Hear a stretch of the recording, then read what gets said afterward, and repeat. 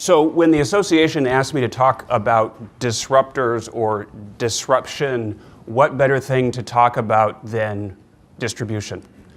And little did I know 10, 15 years ago when I started doing distribution that today my legal practice is probably 60 to 70% dedicated to distribution. It has grown in significance, as all of you can attest to from your own properties. The number of channels and technologies that now affect distribution seem to be changing every day. And as probably many of you have experienced firsthand, your ability to deal with these disruptors has probably become less and less over time. And so for those reasons, it's become a booming area in my practice in particular, and for many of the clients that we work with. First, a little bit about my firm, 110 lawyers and 5 offices. I'm in Seattle. Our hospitality practice is chaired or based in Seattle. Our practice includes hotels, restaurants, some cruise companies, and airlines. It's interesting how airlines and cruise companies view distribution. It's a bit different than the lodging industry, but it's given us some interesting perspectives. And then you've already heard about me. So what I thought I would do, and this is a presentation that's based on a presentation that we give to our in-house counsel teams at our clients, their sales organizations, their revenue management organizations, and their digital marketing organizations. And what I always find it really helpful to do is, before talking about the nuts and bolts of the distribution relationships, is to first take a little look at the history about how we got here. So, only 21 years ago, Microsoft launched a company within Microsoft called Expedia. Imagine, only 21 years ago or 22 years ago, the notion of distribution, as we now think about it, didn't even exist. So Microsoft launches Expedia. 2 years later, 19 years ago, Google was founded. I mean, who would have believed that less than 20 years ago, Google came? Priceline, our friend William Shatner, all Star Trek fans were happy to see Priceline. And if you recall, when Priceline was first introduced, it was an opaque channel only. In other words, you would offer up the price you were willing to pay, and then they would match you with the property. As you know, Priceline today covers all of the various distribution models. And then C-Trip, a company that back in 1999 when it was founded was really unknown unless you had a strong or significant Asian property population. Absent that, those in North America primarily knew very little about C-Trip. If you don't know them now, you probably should. Many consider them soon to be on par with the Priceline Group and Expedia in terms of their significance for future distribution. Both outbound travel to Asia and inbound travel from Asia to North America, C-Trip is becoming featured more prominently. So 2000, guest reviews. Remember TripAdvisor? Who would have known that a social media, and I call that because that was largely what it was, user-based content, conversations about a stay that you had, who would have guessed that it would have become what you now know as TripAdvisor?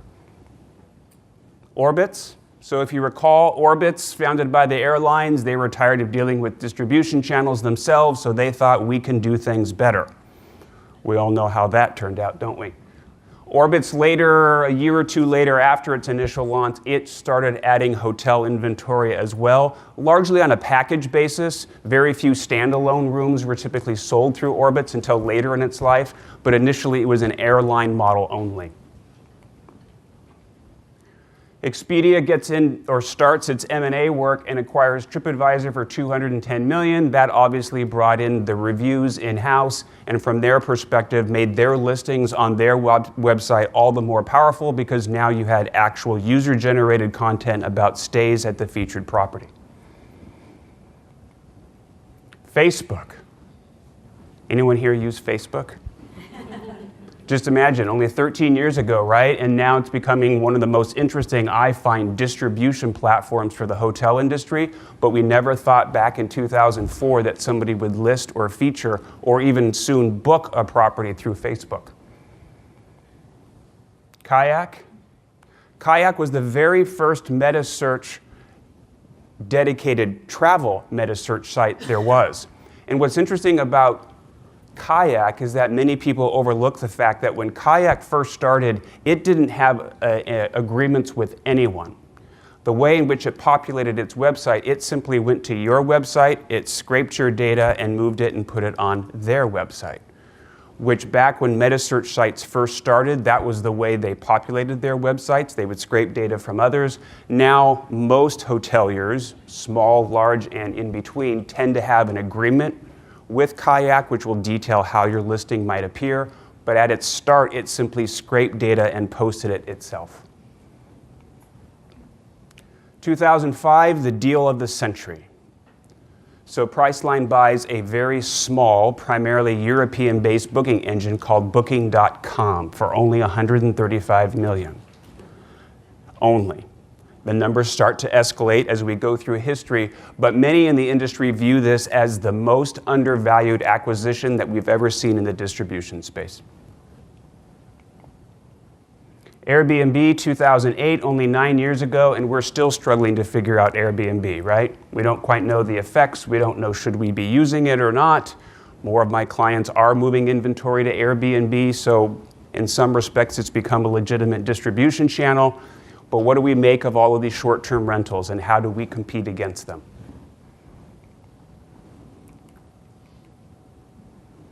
So only, 7 years ago, Google entered the travel space by acquiring a small Cambridge, Massachusetts-based software company that had mastered how you could present and book airlines. $700 million. Now remember, Booking.com was acquired for $130 million. JetSetter. Any of you ever used JetSetter? No hands. Membership-based platform. You could only look at their inventory if you became a member of JetSetter. Anyone familiar with this? Yeah, Lars, have you had your property on JetSetter? When it first started. First started, okay. They initially did a lot of high-end properties and high-end cruising. As time went by and they struggled to survive, they started putting more and more inventory. And it used to be that you would have to apply to become a member, and then over some period of time you would wait and they would say, congratulations, you're now a member. Now, or at least not too recently, you could become a member instantaneously because they were anxious to sell you a hotel room. So Google decides to get a little more serious about distribution in the hotel space by the launch of Hotel Finder. Essentially, it was their beginning of a meta search product for hotel rooms. Expedia brought in TripAdvisor, now they're pushing them back out. TripAdvisor made more financial sense being its own independent company, and obviously then went public and exists as we know it today. And then 2012, the hoteliers decided that they could do distribution better themselves. I was involved with the founding and the creation of RoomKey. I am a big critic of it. I don't think it really achieved its purposes simply because the marketing budget that RoomKey offers for brand recognition, I believe last time I checked, was 1/20th of what Expedia spends each year.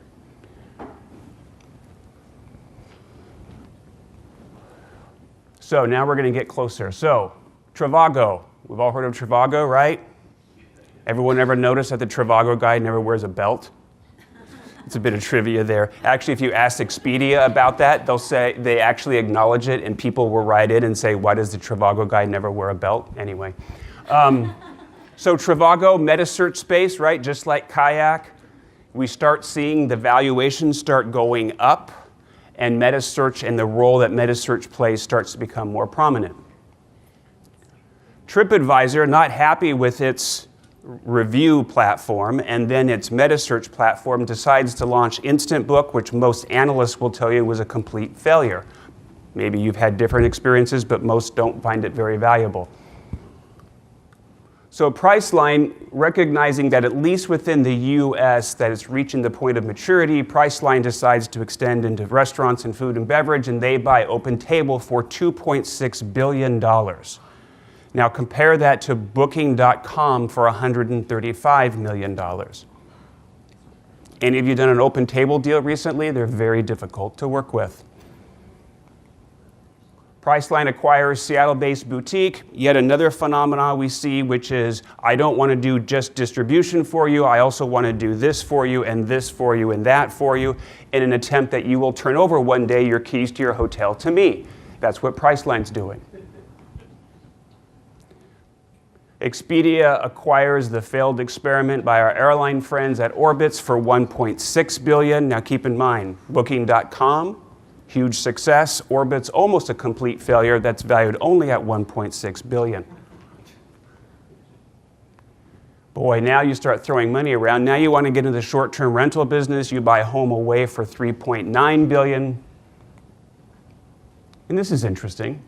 So how many of you are aware that Accor's proprietary platform for booking its hotels allows third-party hotels to list their properties on their site? No one.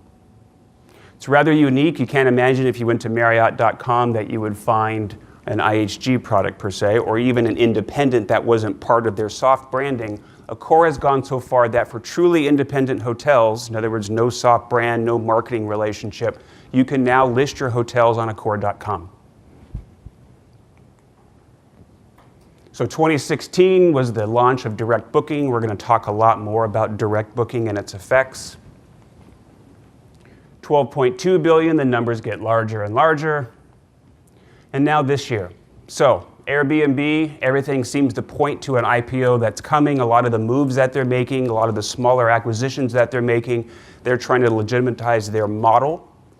So they raised $1 billion in their latest funding. I think last time I read, their valuation currently is in the $50 to $60 billion range. Short-term rentals go mainstream. What I mean there is that now, almost without exception, every distribution site you might go to will now feature short-term rentals. So now not only are you competing with the hotels in your market, you are now competing not only with Airbnb, but Expedia, Booking.com, Priceline, they all feature short-term rentals. They're all featured in the same way. You do a listing for certain stay dates, certain occupancy, et cetera. They're as likely to turn up a short-term rental as they are a hotel room. And finally, metasearch here goes to prominence. As I said before, talking about Trivago and Kayak, the real emphasis that we see with most of our clients today tends to be on metasearch. As you know how metasearch work, it tends to facilitate direct booking campaigns. So if you can redirect people to your proprietary site through a metasearch site, it tends to be a cheaper distribution path. So a lot of people are focused on that. And then finally, loyalty. Loyalty is tied to the direct booking campaign. Loyalty programs allow you to have a rate that tends to be lower than what you give your distribution partners, which is why you find the renewed emphasis on loyalty. Any questions about any of the history? Okay.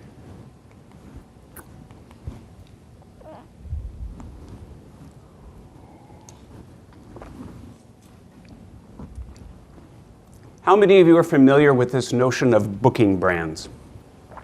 Anyone? Any of you ever seen Cindy Estes Green from Calibri or Calibri ever speak before? She speaks at a lot of AH&LA events. I think she's actually spoken at one of these conferences. She coined the phrase, I wish I could claim it, but I can't. Stay brands are what you traditionally think of as brands in the lodging industry, right? Marriott's got, 30 of them. IHG seems to announce one every other week. There are a lot of stay brands. And traditionally, when you've thought about travel and going to destinations, many of you, I assume, thought about where am I going to stay? Is it going to be a Marriott, a Sheraton, a Crowne Plaza? You thought in terms of stay. What Cindy suggests, and I agree with her now, that particularly as the traveling public gets younger and younger, the focus has been reoriented for where you ultimately stay as opposed to where the booking takes place.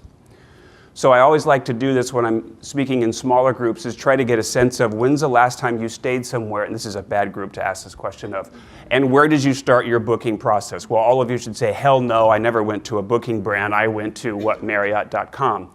Well, as soon as you get out of you all and get into others and ask that question, almost without exception, when I say, where'd you book your travel from? Many of them don't even know the hotel they're staying in, right? They're like, oh, I went to Priceline, or I went to TripAdvisor. That's what I say of a booking brand, because they think hotel booking, they translate it to where the booking was made. Now, what's interesting, and we'll talk about this in a moment, and is the phenomena that we're now seeing in some of our larger clients is, will a booking brand become Siri or Alexa? So if you're booking entirely through the Echo sitting on your kitchen counter and your entire interaction to place that booking was just an exchange with your Echo device, you will soon start viewing Alexa as your booking brand. Won't Amazon like that? So converging business models means that the models that we once could describe as being, oh, you're a review site, TripAdvisor, or you're a meta search site, TripAdvisor, or you're a booking engine, TripAdvisor. What we're seeing now is that all of these various models are converging, and they're all in an attempt, A, to retain or maintain the eyes. What I mean by that is if you go to a website, you're looking at user reviews, you see pricing, it's in TripAdvisor's best interest that they not send you to another booking site, but rather, in fact, you book right there. So many of the sites that you're probably most familiar with, they now offer a combination of models, if you will. And then consolidation. Obviously, you've all read and all heard AH&LA was very active in this effort in terms of the great consolidation that's been going on in the industry. Many consider it a duopoly between the Priceline Group and its family of companies, Booking.com, Priceline, et cetera, and Expedia. In fact, the U.S. Department of Justice disagreed and concluded that no, Google and others were becoming such a significant presence that, in fact, we didn't create a duopoly. But nonetheless, the consolidation has only increased, which only makes it difficult for you all to actually negotiate contracts. And finally, the role of the regulator. So while in the United States, the Department of Justice has turned its head and hasn't raised concerns about consolidation in the industry, in the European Union, and most recently this past year in Australia and New Zealand, the regulators are not happy about the consolidation. And in fact, when we talk a little bit about parity in a moment, you'll see that particularly in the EU, that the antitrust or competition regulators have stepped in to try to maintain reasonable contract terms. Any questions about this? Okay, quiet group, must be the post-lunch hangover.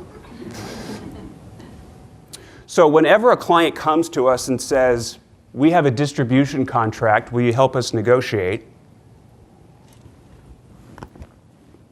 Experience has shown us that there are a few key questions to ask of the client first. The first is, why are you doing a deal with this distributor? Now, unfortunately, it tends to be in the distribution world, a lot of people think, oh, I've got to be everywhere, right? I've got to be on Expedia, Booking.com, and including the newest one who doesn't appear to even have a website yet, but they're now offering a service and a guy came by my office and I should probably sign up too, right? That happens all the time. And in fact, the sales teams, as you know, of these organizations have become quite savvy, right? Because if you have a corporate office or a main office and that doesn't work, they'll just go talk to the property and they'll tell the general manager that you're an idiot if you're not on my website. That works really, really well. So my point here is, A, ask the question first, do you need to be on this platform?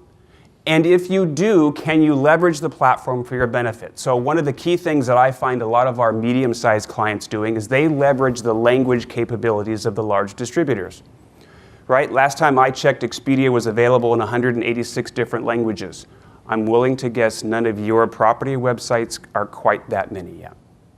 So in some instances, some of our clients will rely on Expedia for certain languages and allow them to do really whatever they want to in particular languages, and then try to rein them in more on the languages that they feature themselves. Greg? Yes? Our local boutique website has that language capability. That's great. You should all talk to your vendor who does that. 186 languages? I can't remember how many languages, but it's Quite a few? quite a few. That's great. The next one is know yourself, and this seems like a strange question. What I tend to find often, particularly with larger organizations, is that what one person may be doing down the hall with Expedia, that person never bothers to go down and talk to the person who's responsible for the Trivago relationship or the person responsible for the TripAdvisor relationship. And unfortunately, what they tend to do is they all agree to terms and conditions that you can't reconcile. So I, with Expedia, may agree that I will never do these three things, but I just told Trivago down the hall that in fact I would do those 3 things for Trivago. And so, to give you one example, in one negotiation with Expedia on behalf of one large client, the client had 18 people in the room while we were negotiating because 18 different parts of the organization would be touched by the outcome of that contract. Now, I know that's an exaggeration, but the point here is simply understand that if you sign a deal today with one distributor, it may affect other portions of your organization. I also find this true with property level deals where we'll work with a client that's got 5 or 6 properties, and each one of those properties will have done its own deal with Expedia, and rarely are they consistent. So it's just something to be aware of. And finally is be realistic. I can't tell you the number of single properties who have called me and said, I want a 10% commission, I want no LRA, no rate parity, and I want to get out on 30 days notice. Wouldn't we all like those terms? I can't get them for you. If I told you that I could negotiate that deal, I should be thrown out of the practice of law because it's impossible. Not even Marriott today has that kind of deal. But if you come to me and say, okay, I understand Expedia is tough to negotiate with, but there is this new regional distribution channel on the group side called X. They're new, they would like to pilot with my property, what should I be aware of? In that instance, we can probably make some headway and actually perhaps tailor a deal that works for you. If you're one property dealing with Expedia, it's hard to do. Any questions about this? Boy, really quiet, okay? So let's talk a little bit about where people tend to get hung up.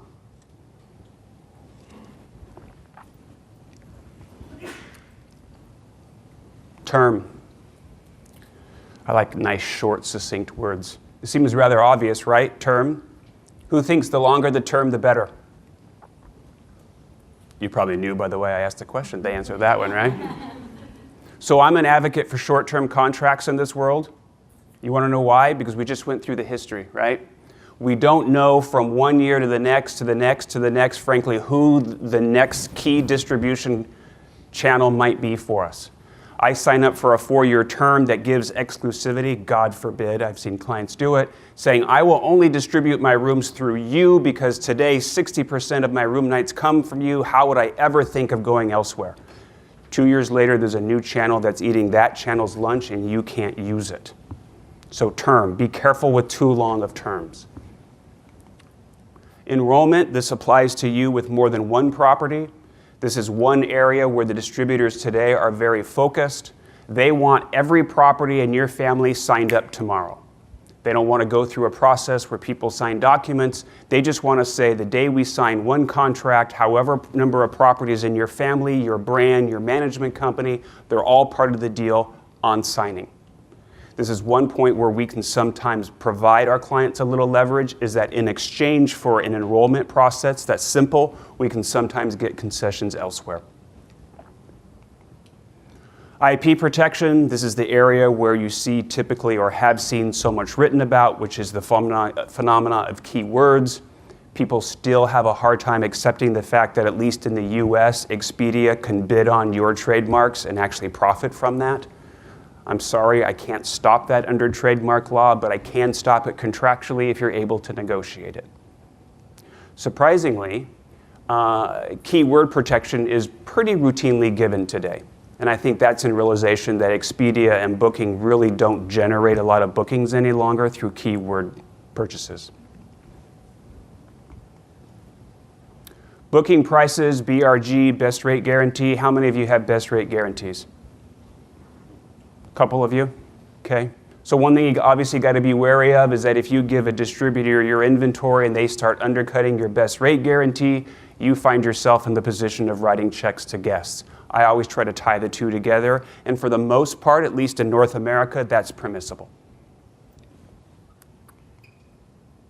So affiliate networks, this dreaded term that Expedia likes to use, which refers to the 5,000 partners it has through which it will push your inventory. And I'm sure all of you have experienced seeing your rooms come up on websites and wonder, how the hell did my room get there? Well, it tends to be through affiliate networks. It used to be back in the good old days that when you do a deal with Expedia or Booking.com, you could try to limit the affiliate network where your rooms might appear. Those days are long gone, unfortunately. You hand a room over to Expedia and it will go wherever it wants them to. Mandatory fees. So all of you are probably well aware of the ongoing debate between the AH&LA and various governmental officials about mandatory fees, primarily resort fees. The one thing that people always tend to forget is that they call and they say, I want to implement whether it be a wages service charge, whether it be an energy surcharge. Yes, in fact, we have received a call. Somebody wants to reinstitute an energy surcharge. You have all of these surcharges, but the most important thing with any surcharge is disclosing that surcharge prior to booking, right? That means that if you use a third party, you better be able to push out that information about your mandatory fees through that third party, or you yourself will be in breach of the disclosure requirements associated with it. Any questions about any of these terms? I have one more page of terms we're going to talk about, but any questions with these specifically? Okay. So, connectivity. Connectivity has changed over the years. Any of you remember getting faxes from distributors about room nights? Yeah, I see people giggling, yeah. Well, we went from fax, right, to email, God forbid. And then we went to this thing called the Ethernet, which was a real pain in the ass to update. And now we have direct connectivity. So instantaneously, your distributors have access through your CRS to your own inventory. This also is an area where we have been able to create some leverage. What I mean by that is if you are at a property and you're still delivering and receiving reservations via fax, yes, it still happens, that at times if you're able through many times a third party establish direct connectivity so that inventory and rate changes are instantaneous, many times distributors will value that direct connection and give you concessions elsewhere. Tax liability indemnity. For all of you that have followed distribution at all, you will know that distributors have found themselves in trouble with tax authorities, particularly on the net rate model, right? Because tax is paid on the net rate, not on the retail rate, and so tax authorities have come after distributors primarily on that issue. Well, the interesting thing is that for years I have always argued that I wanted an indemnity in case one day they stopped pursuing the distributor and instead went after the hotels. And for those of you that have followed this at all, we actually had that phenomena occur last year in San Diego. State of California, Supreme Court ruled against the city of San Diego, saying no, the distributors do not owe tax, but in its opinion, for reasons that still aren't clear to me, they suggested that the tax might be properly assessed against the hoteliers. So immediately, every hotel or every company that had a hotel in San Diego received a letter from the city of San Diego saying, guess what, we just lost in the California Supreme Court against Expedia, but now we want you to pay the tax. It was a mad scramble to find distribution contracts and see who had included an indemnity provision. Luckily, many of our clients had. Ultimately, AH&LA had to get involved and negotiate a broad resolution of the claim because so many people did not have tax indemnity. Guest data. So one of the big criticisms, obviously, in the distribution world is that distributors don't provide any guest data. Airbnb is one of the ways in which they're trying to promote themselves as a distributor because they will provide you lots of guest data. But this is something that people tend to argue over, is that they don't even know who their guest is when he or she arrives because Expedia won't tell them. Finally, loyalty program. I'm curious, how many of you in your properties have some sort of loyalty program? Okay, many of you do. And how many of you are using that loyalty program to leverage an opportunity to provide rates lower than what you provide a distributor? Okay, all of your hands should go up there. So loyalty program, as I said earlier, closely tied to direct booking. This is where we're seeing a lot of the fights today in the distribution world, is that distributors recognize there's a loyalty program. They sometimes now recognize that there's a need to distribute a lower rate to those loyalty program members. But now the fight is around how they're displayed, where they're displayed. Can I put a loyalty program rate on a meta search site? Can I put it on RoomKey? Where can I display that? Conversely, if I'm selling my rooms through Expedia and I have a loyalty program, under what circumstances do I need to provide the Expedia guest my loyalty program benefit? That too has become a key battleground with many of the larger distributors. Any question on these terms? Wow, okay. Either I'm doing a really good job or there's just no interest at all here. You're doing awesome, Greg. Okay, so parity. How many of you know about parity? Everybody should raise their hands. So parity, or MFN, most favored nation.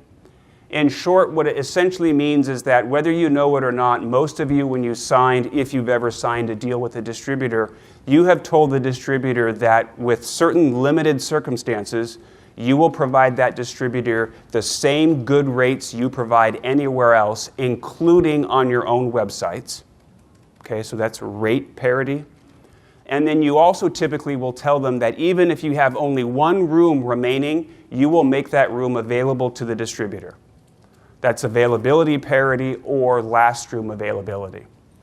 This phenomena has been in existence, I'd say, since the get-go. If you go back and look at the very original Expedia FIT agreements, which were all of 2 pages, parity was featured prominently even at the start. So the bad thing for all of you is that since all of you sit today in North America, what I'm about to tell you and all the great things that have happened don't apply to you. Because unfortunately in the US, there has been no effort to carve back parity. Now, our friends in the EU and the competition authorities there don't like parity at all. And in fact, in the countries I've colored in red here, in 4 countries today, parity is absolutely prohibited.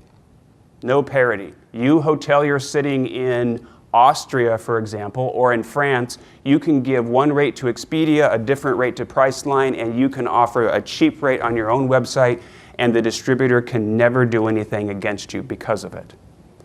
Not the case in North America. Now, what also has gone on is that in addition to our 4 countries that have said it unlawful, the remainder of the EU has concluded that direct channel parity is the only thing that's required. So what does that mean? Essentially means whatever rate hotelier you offer on your website, the distributor is entitled to that same rate. You can provide different rates to different distributors, but whatever's on your rate, you must give the distributor. The other big benefit about that change, however, is that availability parity is gone. So if you're sitting in EU, you have no obligation to provide any rooms to any distributor. You can revenue manage against multiple channels without any pushback. Yes? Can you repeat that again? I didn't quite catch that. The parity, you have to, the direct Yes. booking site. Can you just Yes. go that over again? So parity is often viewed as either being direct channel parity or indirect channel parity. Direct channel refers to your own proprietary website. So if I'm entitled to direct channel parity, whatever rate you put on your own website, I, the distributor, can demand to get the same price, same rate. Okay. What about reciprocity where we also can insist that they don't undercut, they may even take a loss Yes. at certain times? Is that allowed? Yes, that's what I'm just going to next. Thank you. Sorry. No, that's great. So the one thing that people often confuse with parity, though it has, I guess, indirectly relates to your issue, which is discounting. And so in the US, we have something called resale price maintenance, which you can, so those of you in North America, this is a time to be happy. In North America, you're entitled to dictate your resale prices. So what does that mean? That means when you do a deal with a distributor, you can tell that distributor exactly the rate that he or she must charge and post on their website. That's a great thing if you have a best rate guarantee, right? Because you want to ensure that you have the lowest price, or at least equal to. So if you give a rate to a distributor, the last thing you want them to do is to start discounting it. So in North America, that's widely accepted. It happens everywhere. Unfortunately, the EU, being who they are, decided to do things a little differently, and for years, Even though you had resale price maintenance, distributors could still choose to discount the rates that they posted by giving up some of their own commission.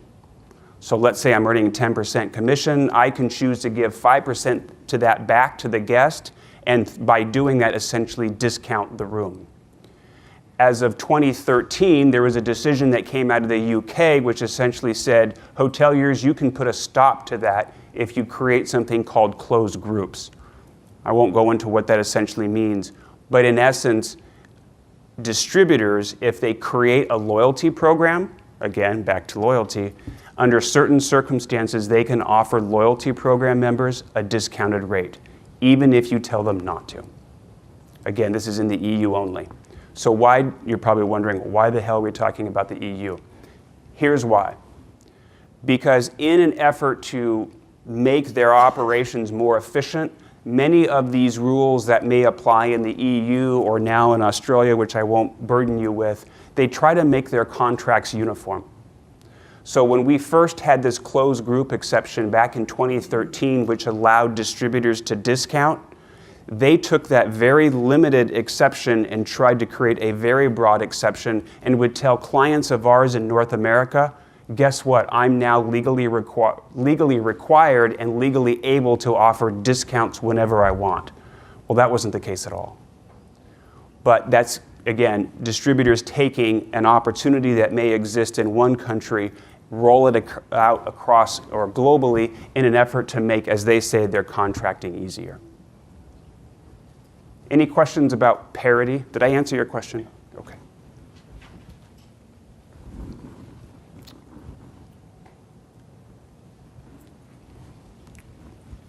How many of you have an Amazon Echo product?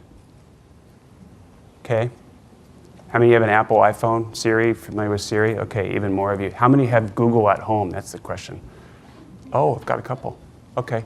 How many of you have tried to use one of those devices to book a hotel room? Anyone? You have? Okay. Using Siri or just using your mobile applications? Just mobile application. Okay. So we're going to talk a little bit here about our friend Alexa. So in every one of these presentations, someone inevitably comes up afterward and says, okay, what's the next channel that I need to be ready for? Well, I'm going to save myself that question and answer it now. There's three areas where I think where you're going to be spending more time as hoteliers in the world of distribution. The number one is industry segments. So for years, all the distributors that we think of today still are largely focused on leisure travel. If you look at the breakdown for Expedia, for example, huge percentages are all dedicated to leisure travel. Very little is on corporate, though it's growing, and even less is on group. In my mind, group is the next frontier, particularly small groups. I define as 25 to 30 people, maybe 10 to 20 rooms.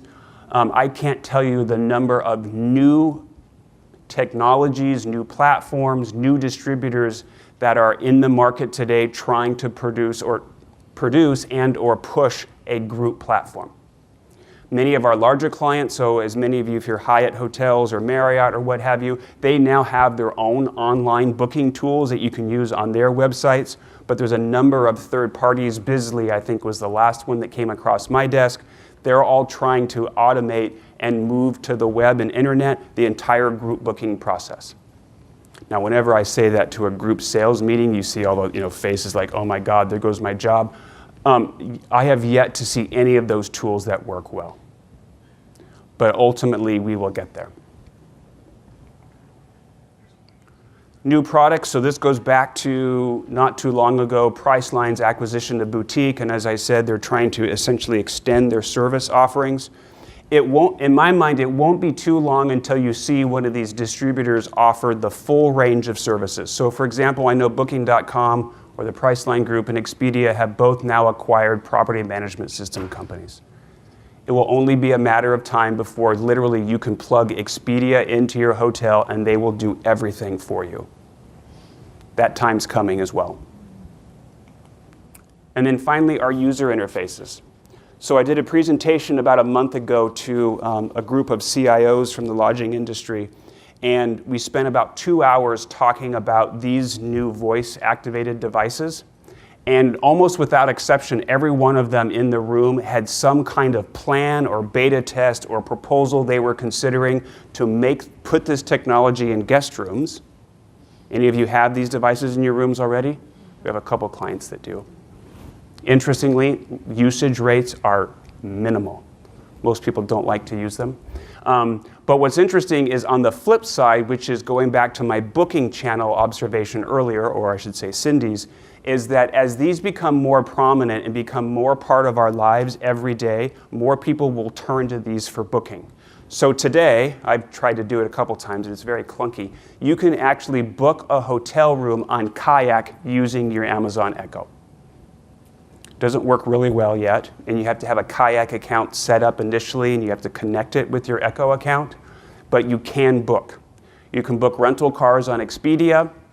You can, once you create an itinerary on Expedia, you can listen for updates, check updates, do all kinds of things with your itinerary once it's created using the Alexa product. But in terms of real fluid booking, we're not there yet, but we will be soon.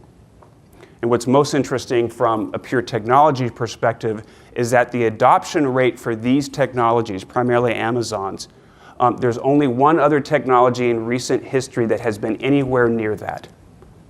Anyone want to guess what technology that was?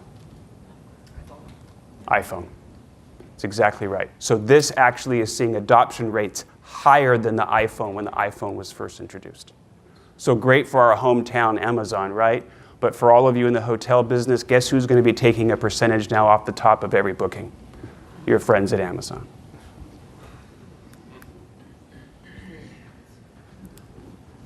Any questions? That's the end of the presentation, but I was trying to save some time for questions. Any questions? Yes? You talked about distribution and affiliate networks.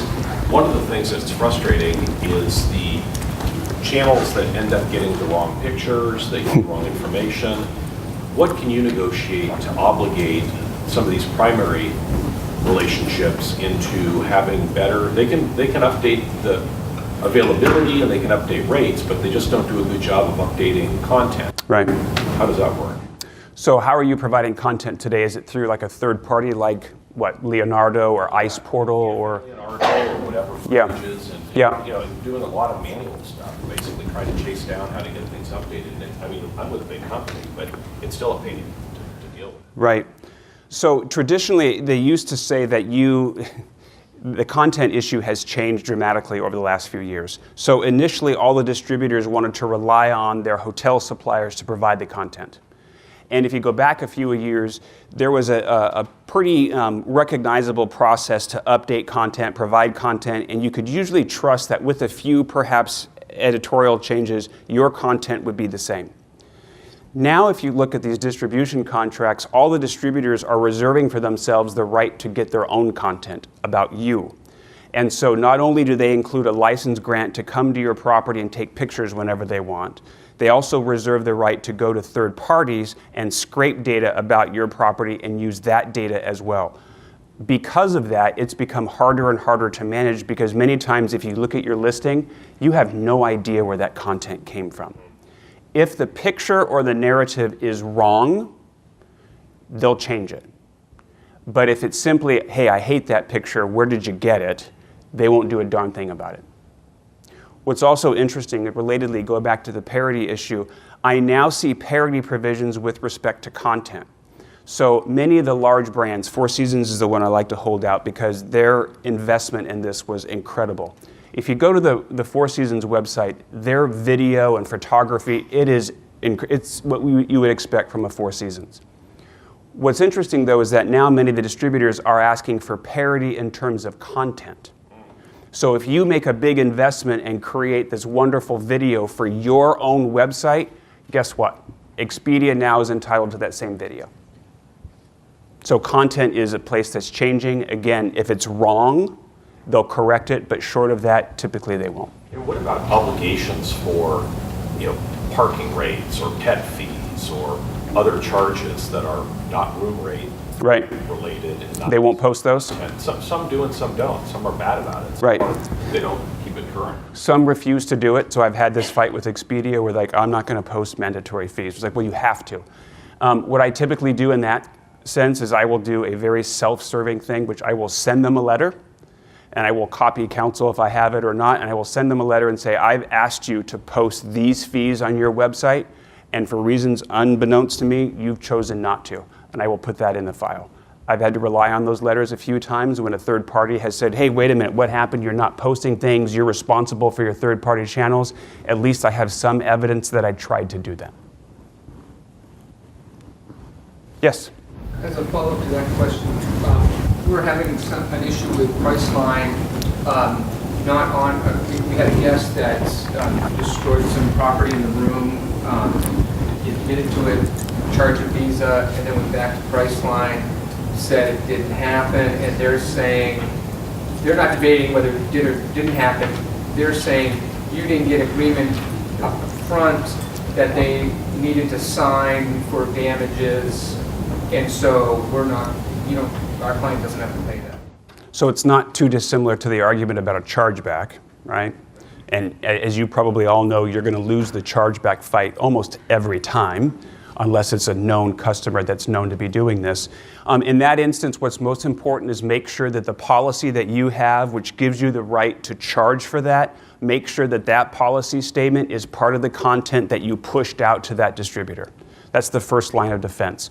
What many hoteliers do is that they have those policies and they don't push them out, and so they're never posted, and you're going to lose that argument every time.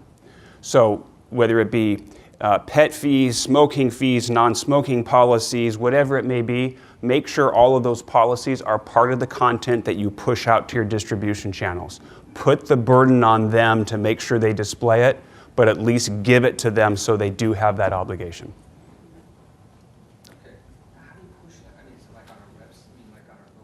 So depending on your connectivity, so many times the Ethernet, I'm not sure what systems you're using with your distributor, but there's always a portal by which to push out that content, whether it be a narrative or photos or whatever it is, there's always a connection to do that. Anything else? Okay. Thank you, everyone. Enjoy your conference.